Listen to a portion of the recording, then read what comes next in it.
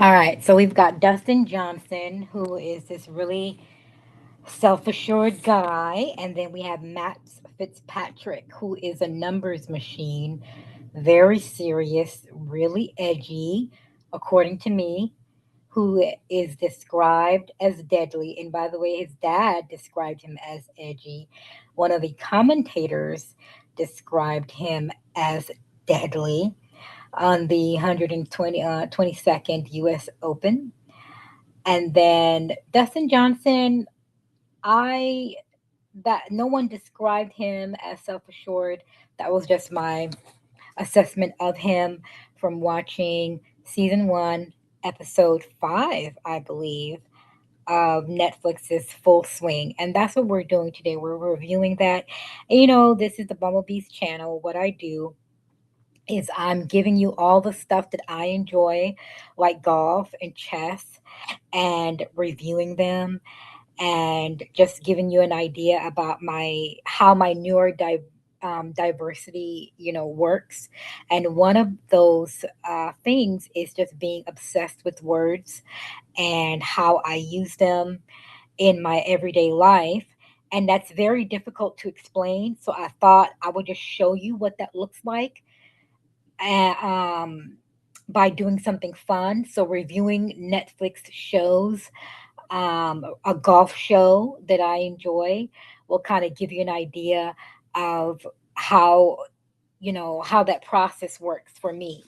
And what I mean by that is I think as neurodiverse people, we either get too much in our head, we get obsessed with something and we start thinking about it too much, or we get really confused with something and we really don't get it.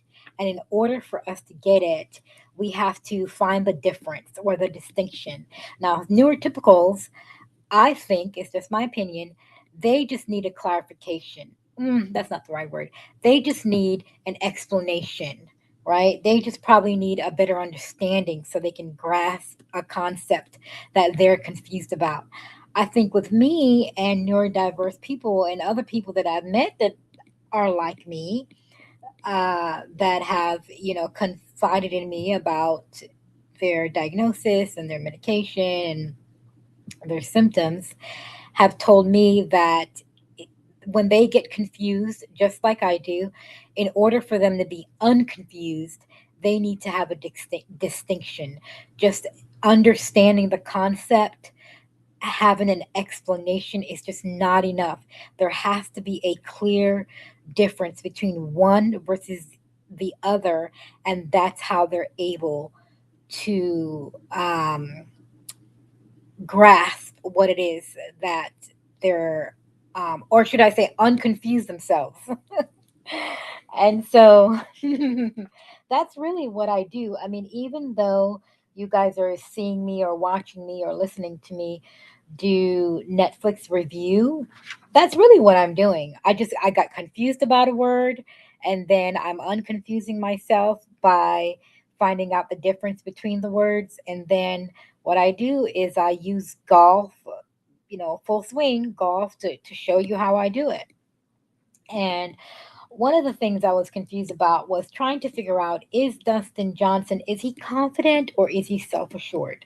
So of course I had to go and look at the definition of those two words, but of course that did not help because I had to find the distinction between the two in order to figure out which one is he or is he both. Alrighty. So now when I did do that, I found that there is a difference. So, confident versus self assured. It says, while often used interchangeably, self confidence is primarily about your abilities, which is knowing you can do something. And then self assuredness is about your identity. It's an unshakable, quiet trust in yourself, regardless of the situation. So I think that Dustin Johnson is self assured. And it's very easy when you listen to episode 5, Full Swing, season 1. It's very easy to say, well, he said things like he's one of the best. He's a very, excellent player. He's also you know, just the way he said it, it's very easy, but he's not braggadocious. He's not, being boastful about it. And that's one of the components of being cocky. Nor is he arrogant. He doesn't believe that he's superior, and then whoever is inferior to him. So I don't believe arrogant best describe him, and that's why I say he's self-assured, because I'm going back to the definition here. It says self-assuredness is an unshakable, quiet trust in yourself, regardless of the situation. Now he left PGA and he went to live golf. And you have to have, and he received a lot of flack for that. People were asking him about, basically making fun of him and accusing him of it being all about the money. There were, you know, asking him, are you going to be siding with the, Saudi Arabia that has accusations of human rights violations or abuses or accusations? So even with all of that, he decided, yeah, I'm still going to go with Liv. And from episode 5, from what I watched in episode 5 on Full Swing, season 1, is that you can't go back. Once you've chosen to go with Live Golf, you can't go back to the PGA. So, again, it's only episode 1. There are 4 seasons on Netflix. I have no idea, what happened on season 2, 3, or 4, if the rules have changed, but those are the rules as of season 1, episode 5. So that was a big risk for him and his family. And he did say it. He said, if you have an opportunity, he said, I'm not different from any other professional out there. If you have an opportunity to make more money and work less, you're going to do it. And when they asked Matt Fitzpatrick, how come you didn't go to live golf? He said, well, the offer wasn't, kind of like they didn't do a good job of giving him a good offer. And then he said, I want to have the opportunity to play against the best golfers. And being in the PGA Tour is going to do that. He didn't say that part, but if he leaves and he doesn't have an opportunity to come back, and he's getting blackballed from one opportunity by leaving another, that's going to decrease his chances of, one, playing against the best golfers, and two, uh, being recognized as a world renowned player, because I'm pretty sure the reason why Dustin Johnson got such an amazing offer from Liv is because he played against the best golfers and he was recognized as a world renowned player, and so Liv offered him something, that an offer that he couldn't refuse. So yeah, I mean, and you have to be self-assured to do that. You have to be self-assured to make a big decision and leave knowing that you're not going to be able to come back. You have to be self-assured to join Live when you know you're going to get a lot of flack for it, which he did. And you have to be self-assured in order to drag your family, because he does have a wife and children, into this, because it doesn't just affect you. The decisions, the financial decisions that you make do affect your family. So you have to be self-assured to know that this is a risk that you're going to take. You understand the risk and you're going to do it anyway. And you will probably are hopefully smart enough to have some, a backup plan, or contingency plan to mitigate those risks. So that's why I say Dustin Johnson is self assured. All right. Now, and then when he speaks, when he says things like, I'm one of the best golfers, and you know what, they did ask him, what do you think, what is other people going to say about you? how do you feel about that? He said, I don't care what people think. And it wasn't rude. I believe he said it in a matter of fact way. It was like just a matter of fact way. It- and he's not going out of his way to say these comments. He's being interviewed, and he's just, stating how he feels in the most concise, precise, and laconic way possible. Alrighty, so now let's again, of course, this is all my opinion. This is all subjective.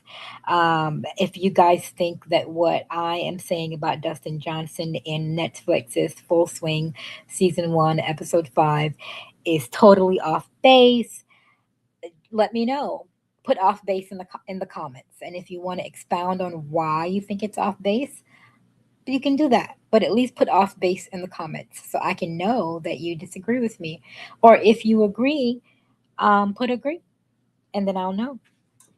Alrighty, so let's talk about Matt Fitzpatrick.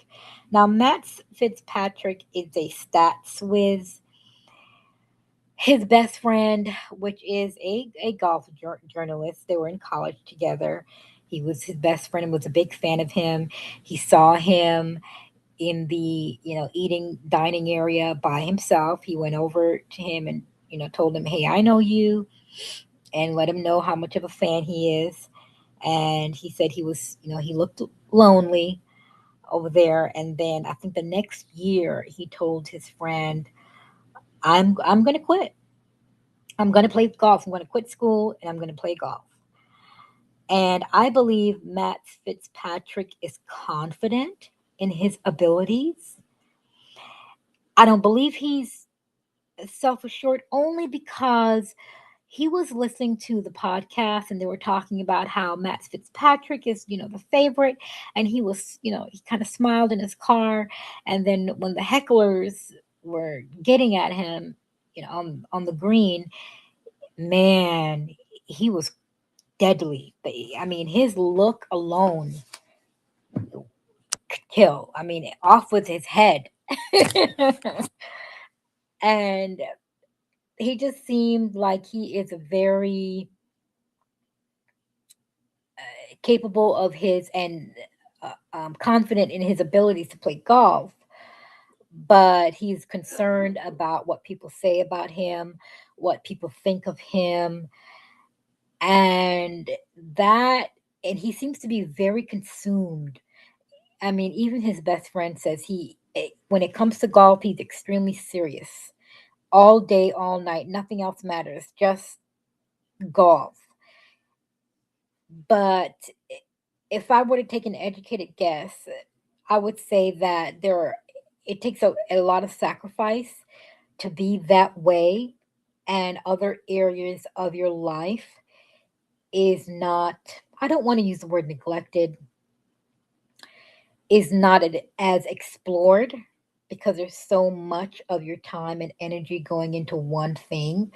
So it's impossible for you to be self assured all the way around when you're not spending your time and energy in different aspects of your life, just mostly in one area. And that's why I say Matt Strick is confident about his ability. He's confident about his ability in golf. And then let's see here. They do describe him as deadly, and I because man, he is a steel. He is cold as ice. I mean, look, and you do see him consumed and obsessed with recording his stats.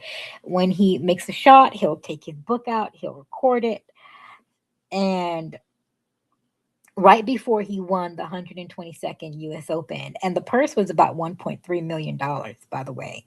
So he was very happy about that. His ball went and hit the sand, and the hecklers were like, in the beach, Fitzy, so they were heckling at him. And he had to go in the sand, and he told his caddy 9 iron. He knew exactly what he needed to do. And then he said, yep. And then he like took his hand up and brought it down and made a straight line and looking forward with his eyes, following his arm, knowing exactly where he needed to, hit that or swing that golf club to where it needed to be, and he won. He's very very confident in that, and I enjoyed that. Was probably one of my famous favorite moments, just watching him, his golf ball go in the sand and him being so confident and getting it out. I mean, and coming so close to the end, to the winning shot, and it was amazing. That it was amazing to see him so confident in his capability to make a good shot, even though it was in the sand. Um, Another favorite part that I like is when Netflix catches him and zooms in on him sideways to the left of his face. And I'm telling you, if he was the like Don of a mafia, like if there, it will be off with your head, okay, everybody, because he's got that look, that he will just end it, and you and everyone, and that'll solve the problem. And Netflix does a really good job of this by giving close ups to his face on the left side of his face when they ask him questions. And boy, is he deadly when he answered those. And his dad said it. I know he might be serious, looking like a little nerdy and dorky, but he's got an edge to him. And I'm telling you, I saw it. I saw it, and I thought that was pretty cool. I thought that made him pretty cool. So, uh, that's it. That's my review of Netflix series Full Swing season 1 episode 5, talking about Dustin Johnson's switch to live golf, and then Matt Fitzpatrick winnings of the $1.3 million purse at the 122nd U.S. Open, and then the way I did that is by describing them with two words: Dustin Johnson as self assured and Matt Fitzpatrick as confident. So it's confident versus self assuredness. So let me know if I did a good job in doing that. If you would have used different words to describe them in this episode, let me know in the comments. I would love to hear your opinion on that. And then also, if you're neurodiverse or if you're neurotypical, ooh, I would like to know that too. I wonder if that would make a difference in the way that you view this episode. And whether you would agree with me or not. Mm-mm, mm-mm, mm. Also, how do you like the way I review these? Like I'm doing like the distinction between the words. Um, how do you like that? Because I know when I did the Queen of Chess review, and I did the creating of the Queen Gambit on Netflix, I didn't do these words. And I didn't do like this word versus that word, like loyalty versus allegiance, like I did on the very first episode review of Full Swing, season 1, episode 1. I just went ahead and just told you what I thought. Do you like that better when I just go ahead and just review the program and just tell you what I think is going on?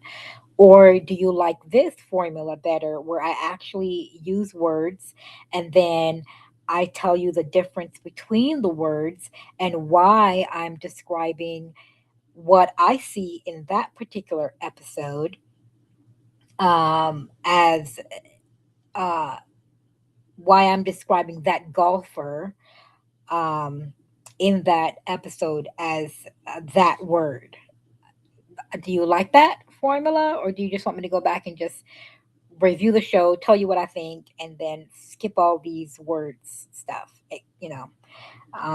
But again, I enjoy it. I really do. I think if you know the difference between words, if you don't, it can cost you. It can mean the difference between signing your life away on a car note or a mortgage or student loans. You know, or not getting your transcripts up updated because your grades are not in properly. I mean, just not knowing the difference between things can cost you. It really can. So I like this way better, but you guys might not like it like that. So let me know what you like, okay? All right. So the next time, I know I kept telling you that I'm going to do the Queen's Gambit review. I keep saying that, I keep saying that. I know that. But I'm having so much fun with Full Swing, and I feel like I'm so behind. There are 4 seasons. I'm only on season 1. The algorithm is already flushing in golf enthusiasts to my Facebook page and now to my YouTube page. So I'm gonna stick with the golf theme for a while, and I'm still trying to figure out what I'm gonna do with Queen's Gambit, the chess. We'll see, but just stick with me, okay? We're gonna finish out Full Swing, and I've got another episode I'm sorry, series that I really enjoy. It's one of my other favorite sports, and it's horse racing. And boy, you guys are gonna love that because I'm really passionate about horse racing, and horse racing gets me kind of riled up. So I, I don't know. I kind of want to stay calm for a little bit. Alrighty, guys. I'll see you in the next video when I review Full Swing Season 1, Episode 6.